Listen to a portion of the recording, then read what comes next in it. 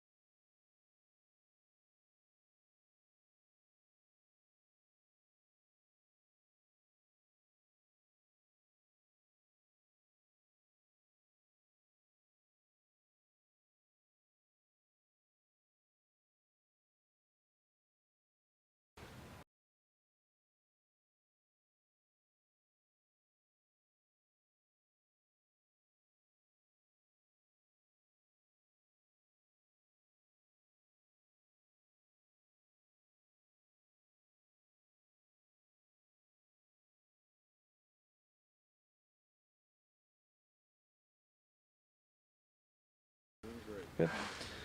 All right, good morning. I've just come from the Laurel County and London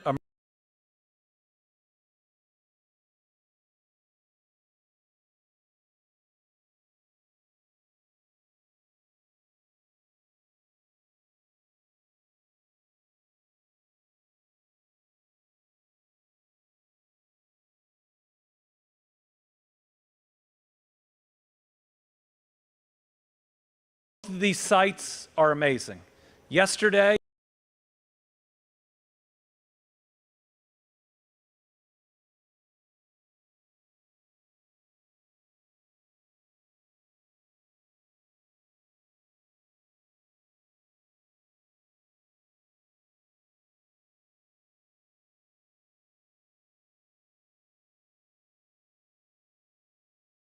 a firsthand look at the community here at the airport and at the Sunshine.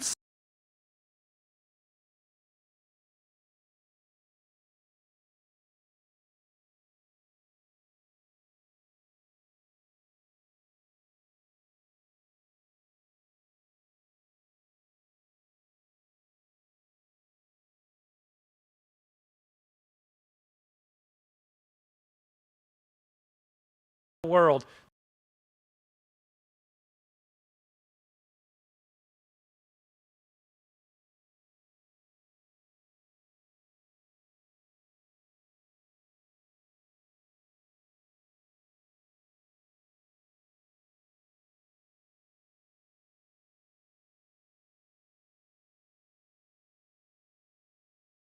And praying for each and every one of those families.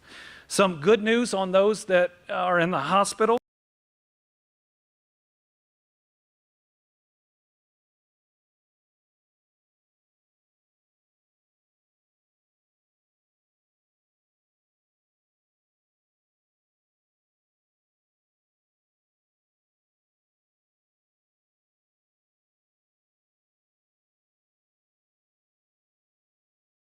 Whether you are in the path of these tornadoes or you're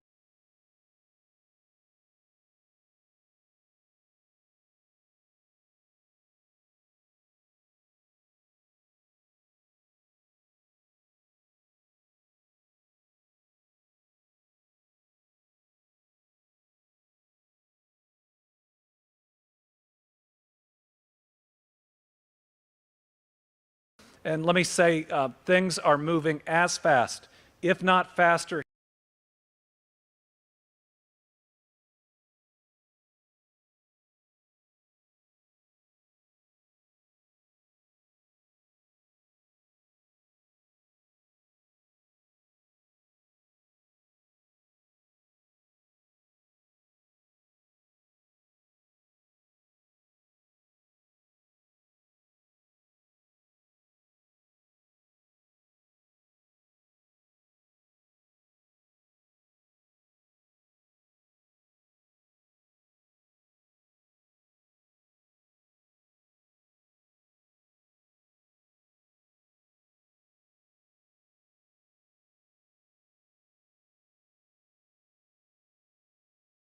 This is the initial set of counties that we had the most information on, that we believe we can get to a yes as quick.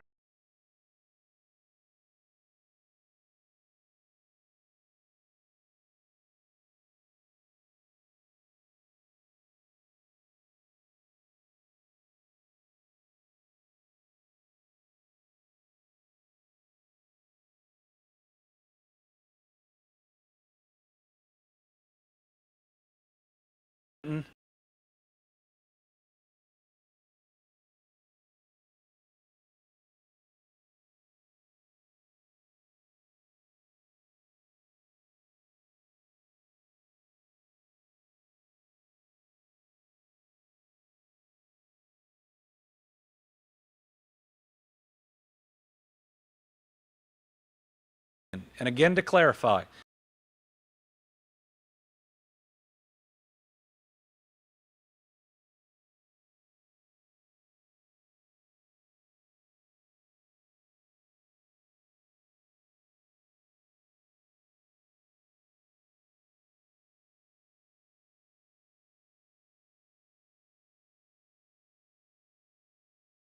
at work on the intermediate housing options.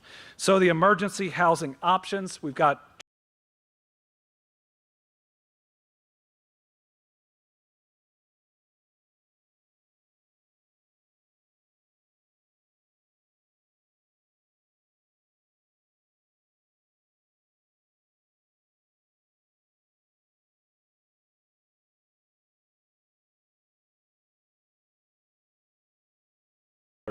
in a minute.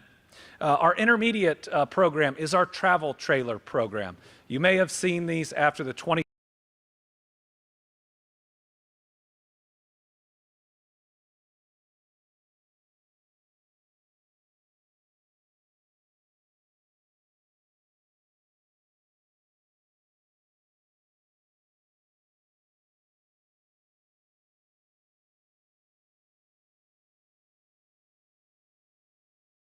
has the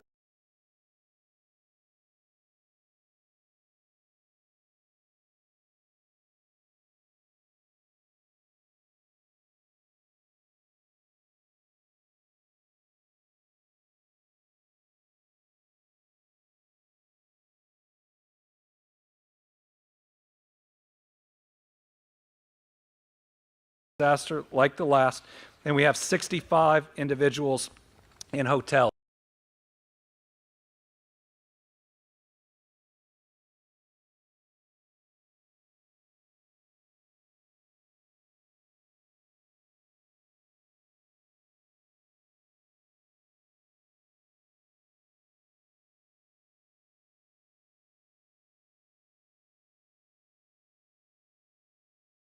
Days after the trauma.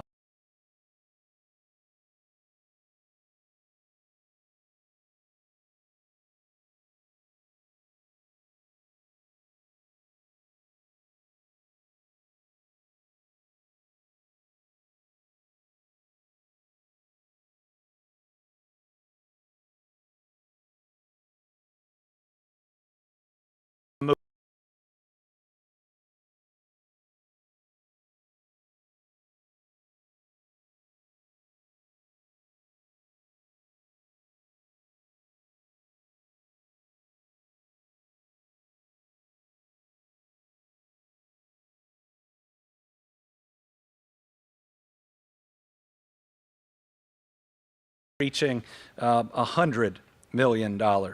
So that's a brief update on all those things that are working right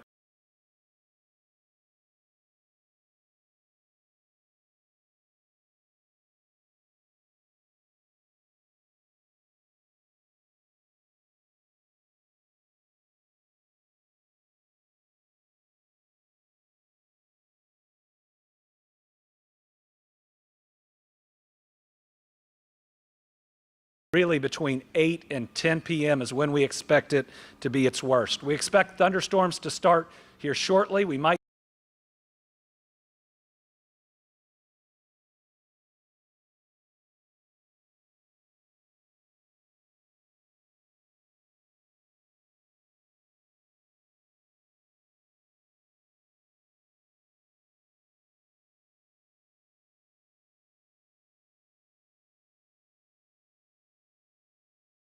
It creates a very dangerous set of conditions where we have projectiles that could cause anyone and every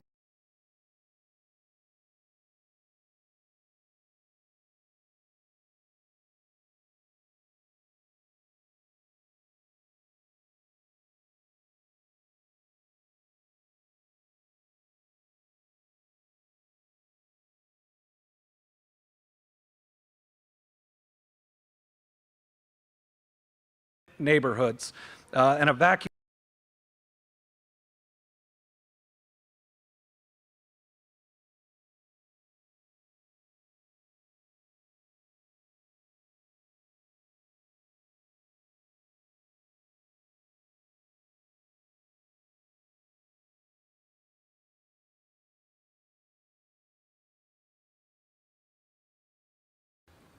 There's also a dangerous risk for hail, and there is another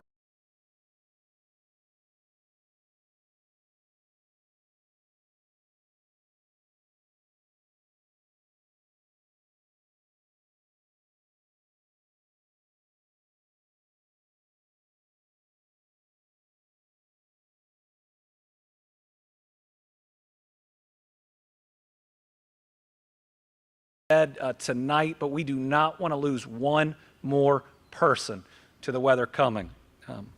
I know to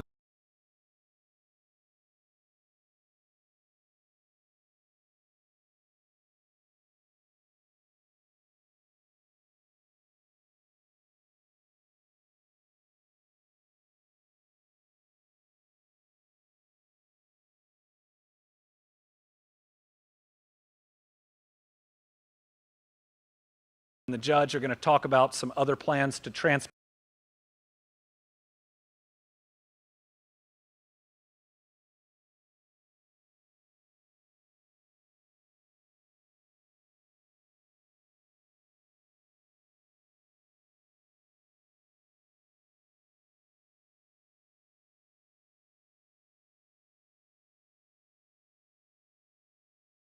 you need another way to get your alerts.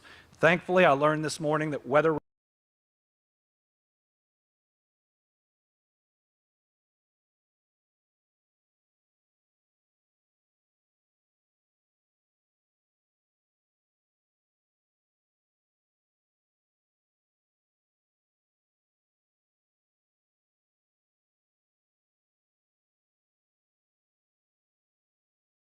there can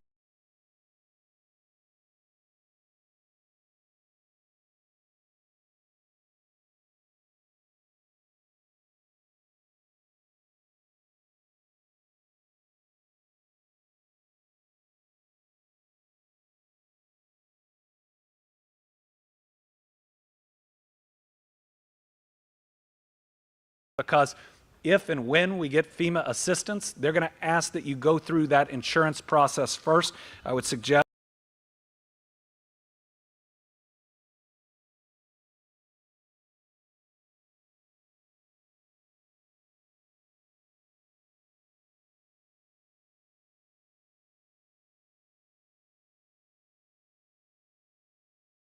like I said, we've had more than our fair share of natural disasters.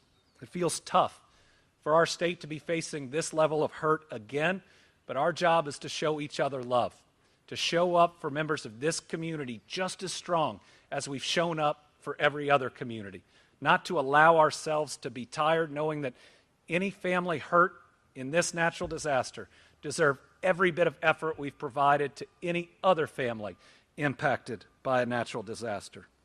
A huge thank you goes out to our first responders. That's emergency management on the state and the local level, the Kentucky National Guard, state police, our local city police, and our county sheriff and sheriff's deputies, Fish and Wildlife. I want to thank the Kentucky coroners that are out there.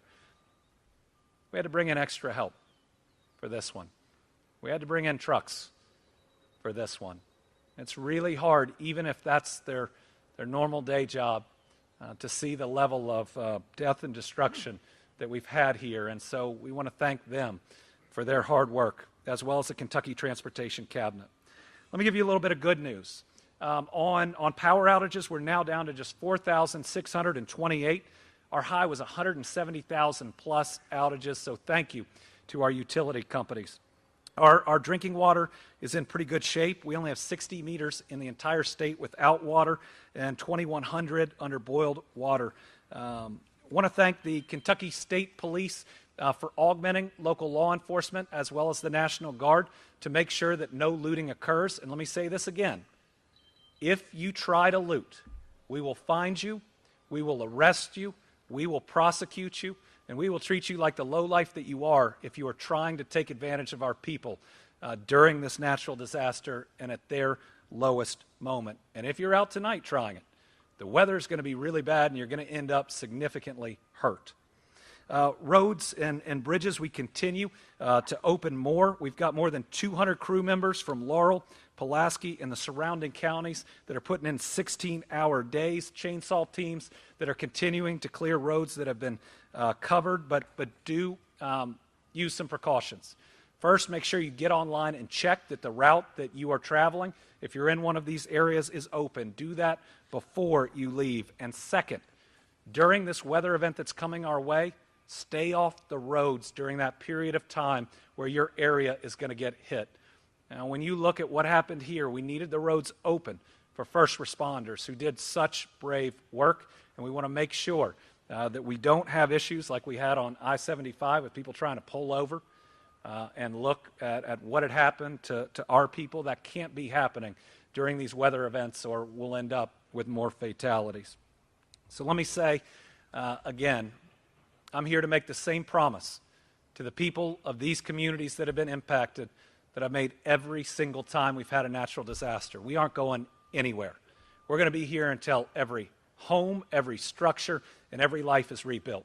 You are going to get our very best effort and the benefit of everything we've learned from each and every one of these. What we are seeing on the stabilization and recovery is moving as fast as I've seen it, not just in Kentucky, but anywhere else. But our goal is to do better and better because folks that have been through the worst deserve the best. Now, with that, I'll turn it over to Eric, who heads our emergency management, and then you're going to hear from a number of local officials. Thank you all. Thank you very much, sir. All right, well, the governors give a good update on the ongoing efforts that are going on here in London and across the state with this cleanup effort. I will say there is a sense of urgency at Kentucky Emergency Management. There's no doubt. Any of you all have surveyed this damage, you know how severe it is and how badly the residents in this community need our assistance, and we're working really at a quick pace. The staff back in the office are drafting these documents to get those requests in that have been submitted for our declaration request. And yesterday alone, we sent 10 different teams out doing the damage assessments into all of the impacted areas. Meanwhile, we had other members of the team down here in this area supporting the local officials, making sure they're getting what they need. And just one day, the damages that they were able to document were well beyond what we believe is enough for the president to make a positive determination that Kentucky definitely needs this declaration in place. When you look at the disaster, you all have seen it, and it's our job to be able to tell that story. We've documented just very, very quickly in one day hundreds of homes across the Commonwealth. The public assistance is required for all of the utility repairs and all the other damages and emergency work that's gone on and just in the initial phase of this recovery. Kentucky Emergency Management's built around some principles: prepare, respond, and recover. And at this time, we're involved in all of that. We're preparing for the next disaster that we could have tonight by operating our Emergency Operations Center. We're staffed at a level 3, which just means that we're in person.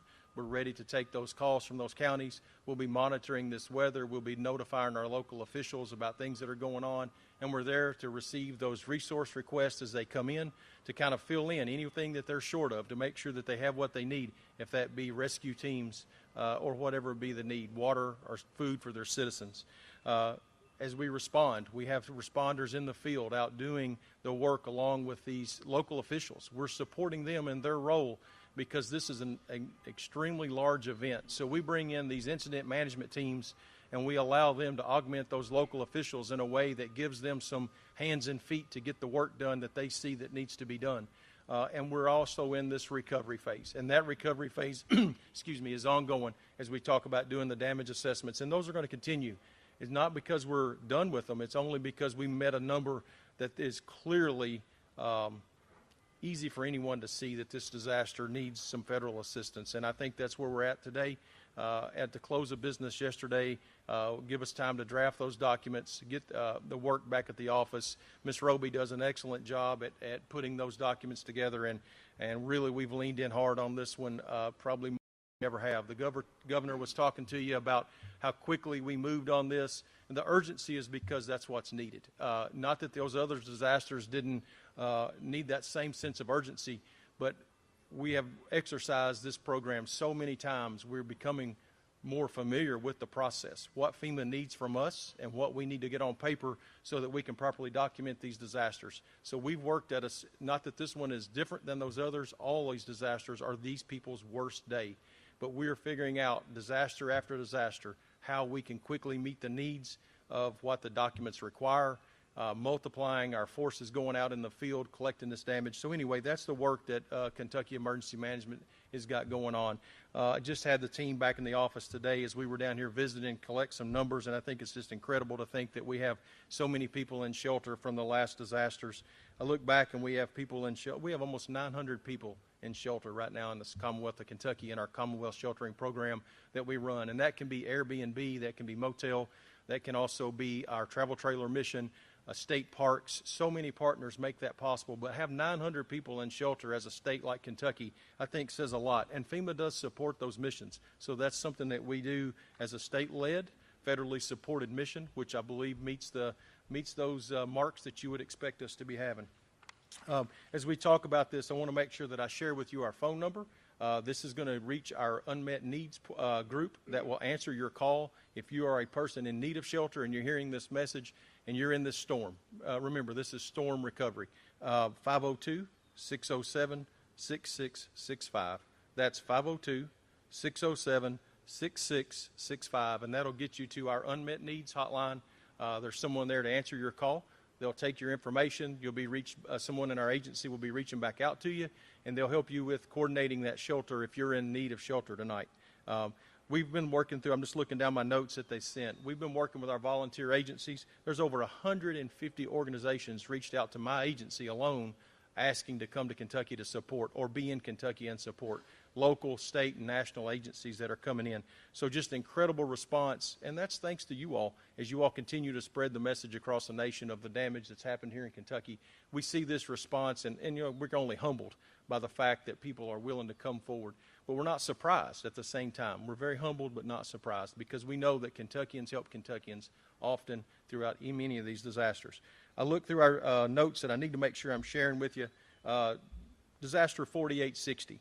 That open period to register is coming to an end. And as we have disaster survivors all across the Commonwealth at this point, that's that eastern Kentucky flood that happened back in February. Just note that that registration is ending soon. Those DRCs will be closing soon. We'll leave 3 of those open in the areas of Pikeville, Prestonsburg, and down in Hazard to meet those needs of any appeals that are going on. Disaster 4864, excuse me again, I apologize.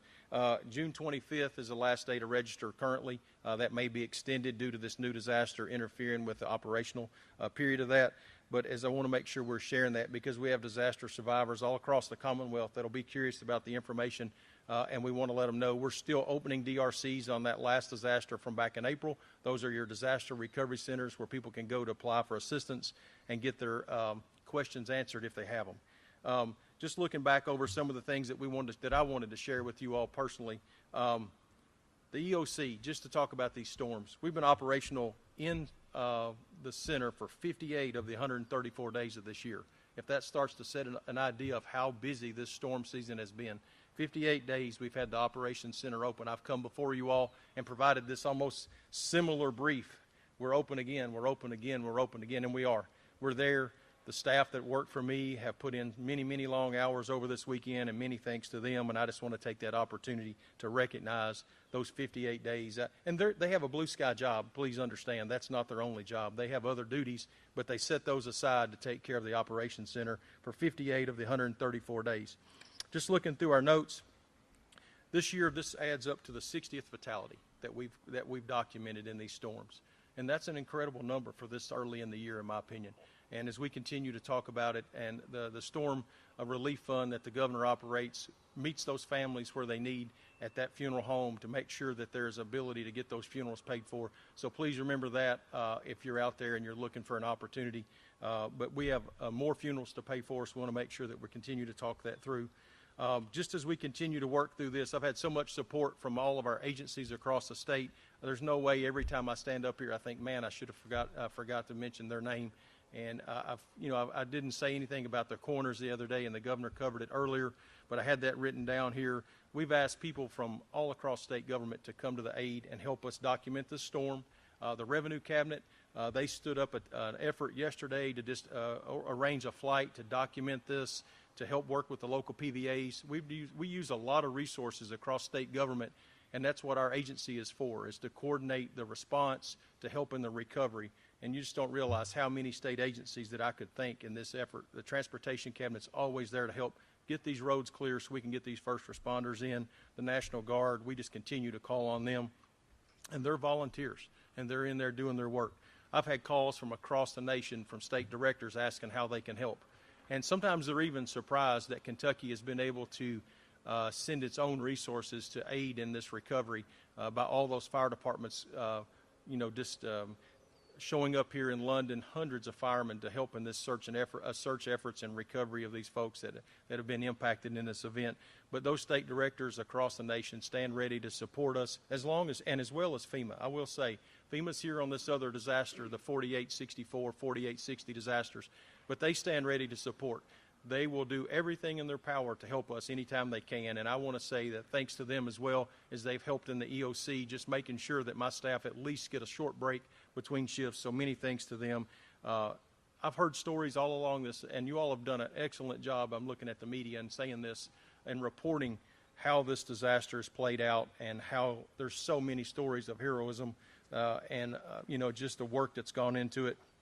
And I reflect a little bit the night of that storm, and I'm in that EOC and seeing this storm unfold, and we're seeing this tornado, and the Weather Service sitting shoulder to shoulder, and from his point of view, he can see that there's a debris ball starting to come from this storm, and we determined that it was pretty likely that there was impact here in London, Somerset, both.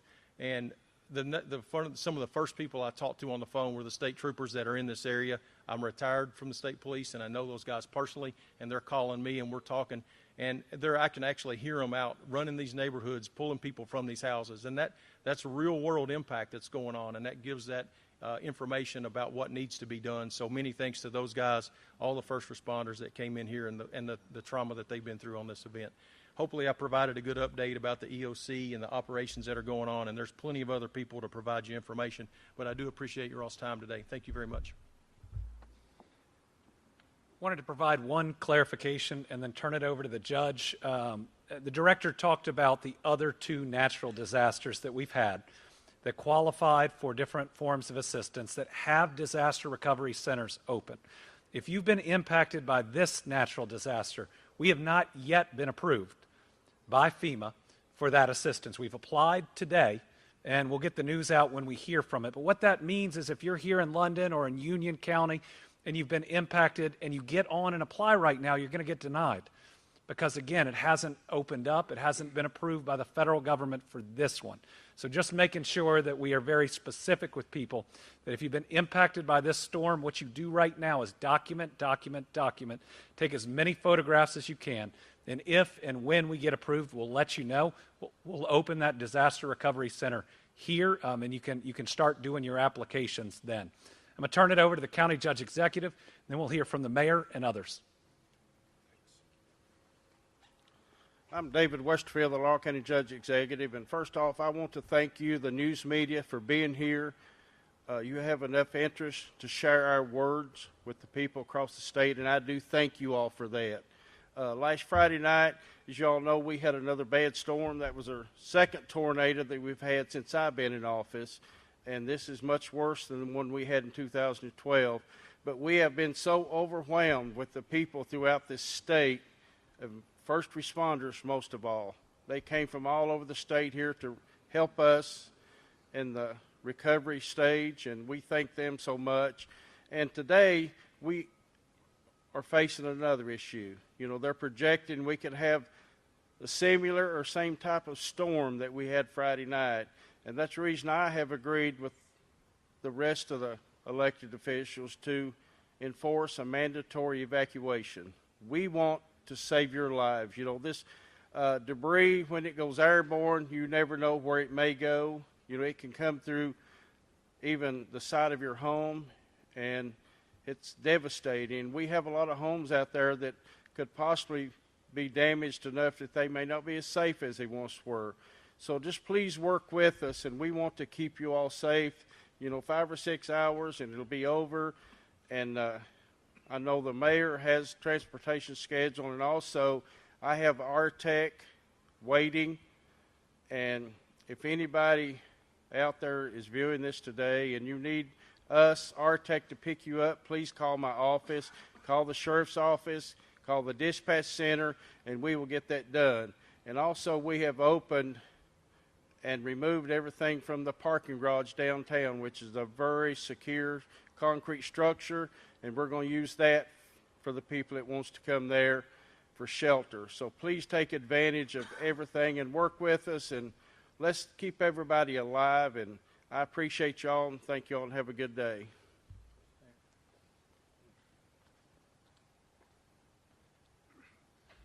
My name is Randall Weddle. I'm the mayor of the City of London. I'd like to first appreciate the media and, of course, the state for their partnership in the last few days.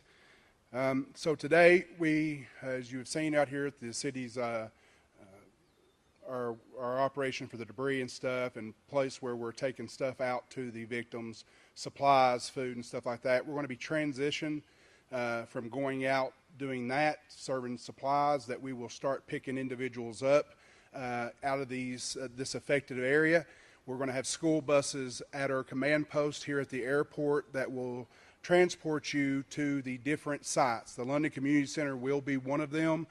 We've partnered with the American Red Cross, and I know they've got a couple of different locations as well.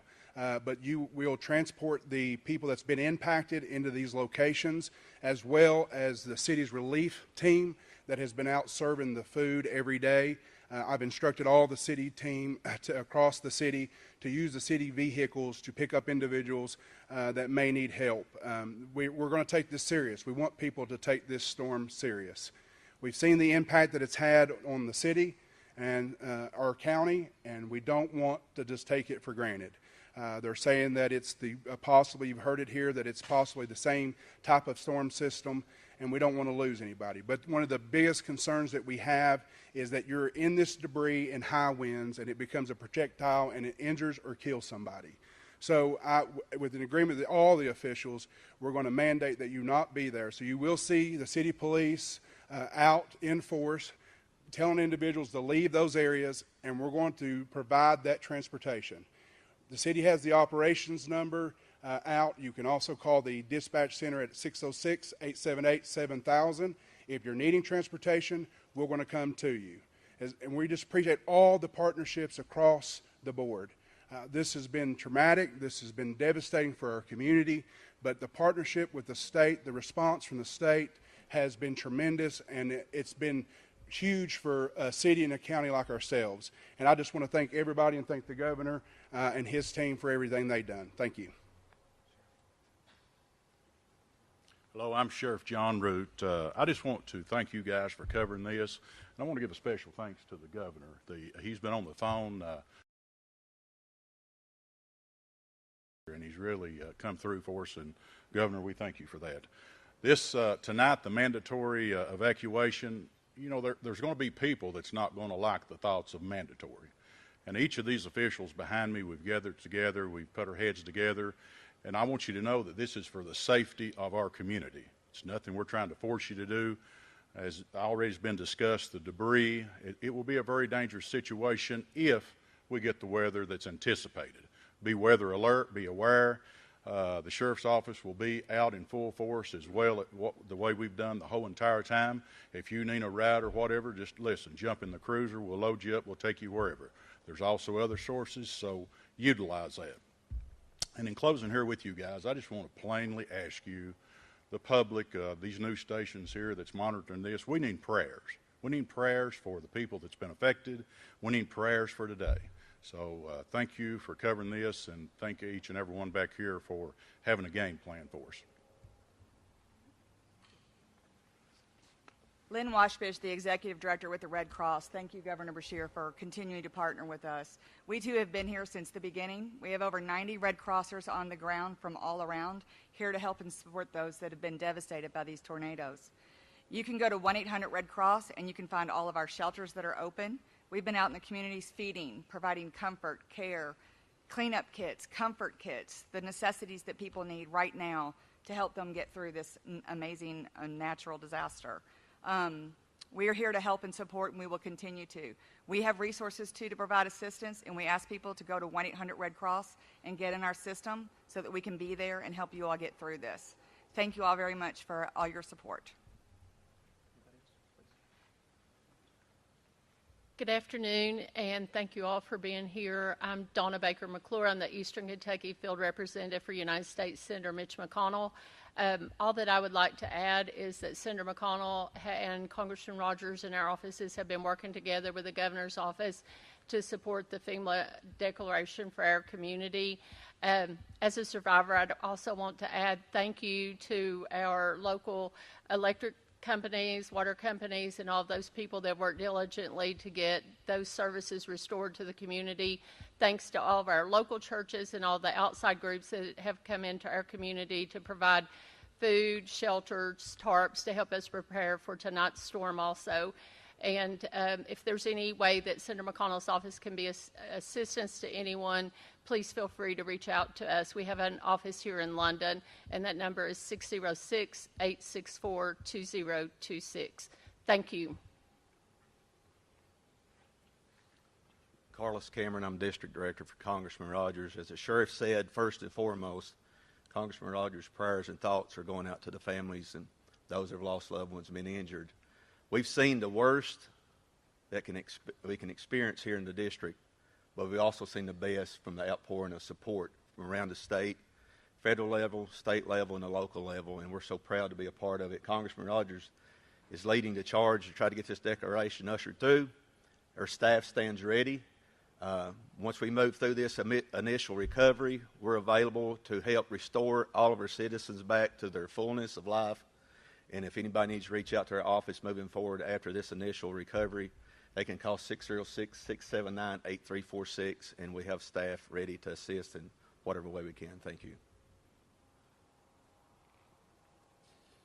I'd close by saying that this application is one that I'm optimistic on, both sadly because of the amount of damage. It's hopefully obvious. Also because our federal delegations have been highly effective at calling and advising the White House to where both of the other natural disasters have received favorable rulings.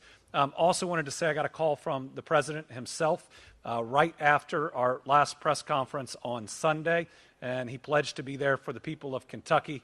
I was grateful for that call, and I'm grateful for the commitment. So with that, we'll open it up to questions. Yeah.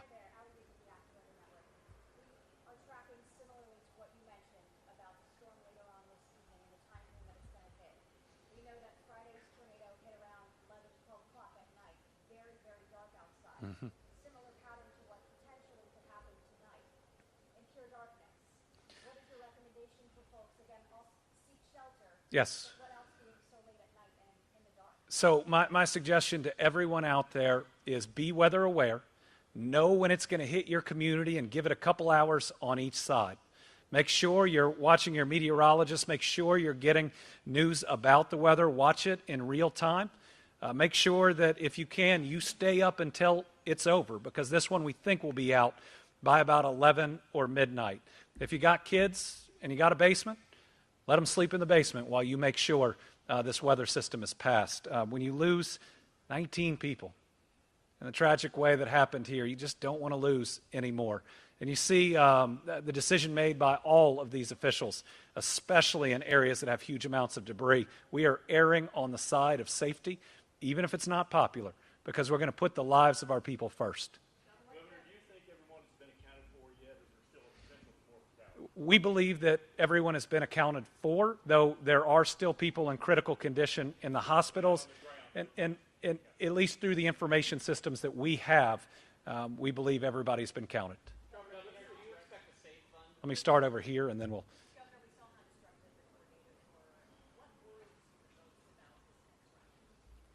What worries me about this next round, especially here, is the amount of debris. That you don't have to have a tornado. We know we're going to have really high winds. So we know each one of these 2 neighborhoods that got hit are going to be incredibly dangerous to be out on foot, to be in a home, even to be in a car. I know a story, sadly, where we lost a woman whose home is generally okay, but it was debris that took her life, and we don't want that to happen to anybody else. To anybody that's out there that the storm didn't hit as hard the last time, it might hit hard this time. So, again, we need everyone across Kentucky because it's going to impact everyone to be weather aware. Once again, it looks like Western Kentucky is under the most severe threat, but it was Saturday going into Sunday as well. So it can hit any place at any time with devastating consequences. So let's be ready for it. Governor, do you expect a safe fund to be established for this disaster? And what would the additional funding that Senator Stivers talked about on Saturday, would that be a special session, or how would that work? So what President Stivers was talking about the other day was really just what type of application we do to the federal government. There's not a $5 million pot that's sitting out there, but we've worked through those conversations. We'll see about the SAFE Fund. We have the funds to address the immediate, the next several days to weeks, but we've had a commitment from everyone, from the federal level to the state level. I'm not worried about funding not being there. Is it possible that we'll need a special session? Possibly, but not there yet.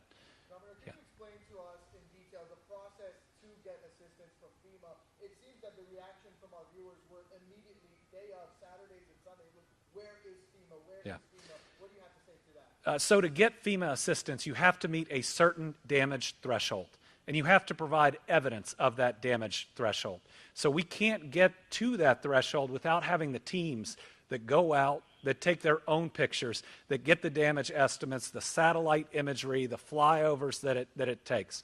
Now, it is very rare that you would see individual assistance approved within a week, sometimes even within 2 weeks, though we have seen a more compressed time frame. So what I'd ask everybody right now is take the help that's out there. If you need a shelter, go to it. Talk to our state-run programs that are out right now doing the work, but we are working as hard and fast to get FEMA here, to get that application approved. And if you're spending your time now documenting, then hopefully you can get through that process the first time. What can happen is someone rushes their FEMA application and gets denied, and that hurts, especially if you've already been traumatized. So make sure you're collecting all that info. Governor, can you address concerns and rumors about staffing cuts at the National Weather Service and how they had to bring in potentially extra staff to address these storms? Well, we got a heads up that we would have a bad weather system, just like we have a heads up that one is coming in now. I don't think staffing concerns caused an issue in our preparation for this one. But am I concerned about it in the future? Yes. Yes. I mean, these are the people that give us, in flooding disasters, a week, 5 days, and we pre-position assets that are out there. I just think this is a basic public safety expenditure, and I hope we can get back to the levels where we will always have 24/7 coverage.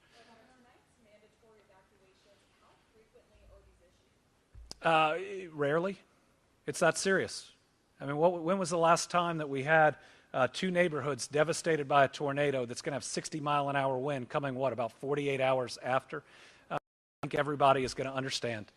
And with all the loss of life in those 2 neighborhoods, nobody's going to want to be in them that night. But what we've got to do, and what the mayor and everybody else is doing a great job of, is have every asset there that they can take advantage of. They can get a ride in any way possible, and all we got to do is ride it out until about 11. Hopefully it'll be through here by then.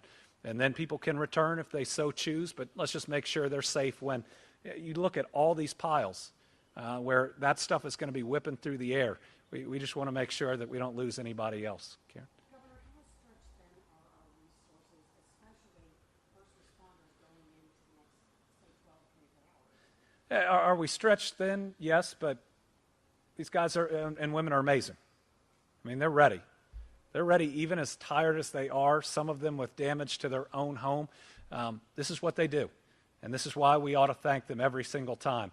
If you see them before the storm comes in, thank them because we need them tonight.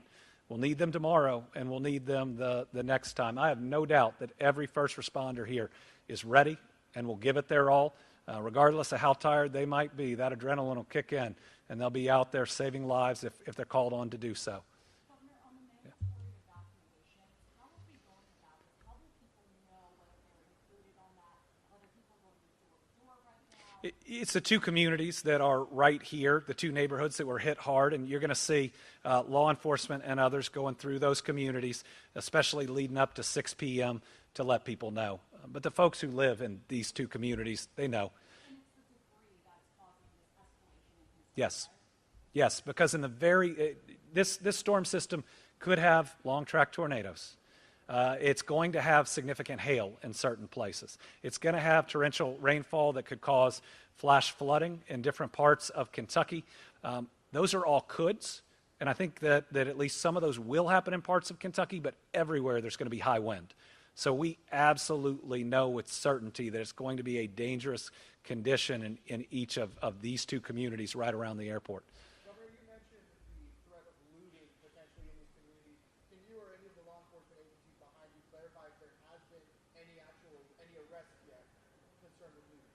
Yeah, I'll turn it over to them. I believe certainly here there has been an amazing law enforcement presence, a commitment by the state police. The Commissioner Burnett is here, who has brought extra resources.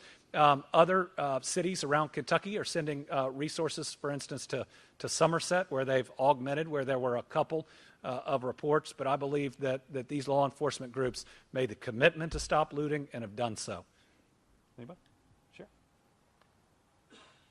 To answer your question, yes, we have had reports of looting, and yes, there has been looting. As far as the rest, no, unfortunately not. Now, we put one camera system up in a very affected area, Sunshine Hills. We have 2 more of those coming that we're going to put in other affected areas, and they're just hard to catch. They're the low-life scoundrels that everybody knows they are. Sneaky, but like I say, if they want to play, let them play. We're out in full force. All agencies, I want to thank the Commissioner of the State Police here. He's just been wonderful, the National Guard, but we are out, and if they are caught, we have talked with prosecutors, and I promise you one thing, they will be prosecuted to the fullest. Governor, can you clarify the area that you're looking for this evacuation plan? Is this just London or is it plural? It's just here in London, and it's just these two neighborhoods really on the two sides of the airport. One is Sunshine Hills, and the other is this one right over here, isn't it? Yeah. So we're going to be moving throughout these two neighborhoods right after we break here, and we'll make sure that each of those residents knows. 6 to 11. Sorry. We believe that it'll probably come through at the worst from 8 to 9, but these storms sometimes move faster. They sometimes move slower, and so if these local officials feel like they need to extend it, I will fully support them in doing that. But that makes sure that we have just a little buffer to get people out, because the winds will start picking up, before the major system comes through as well. Yeah.